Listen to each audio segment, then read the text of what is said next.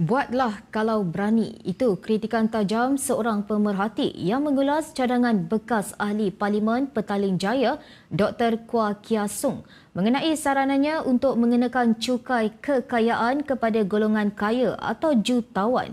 Menurut pemerhati, tindakan pemimpin DAP itu dianggap dangkal kerana cukai berkenaan berpotensi membuatkan golongan jutawan berpindah ke negara lain.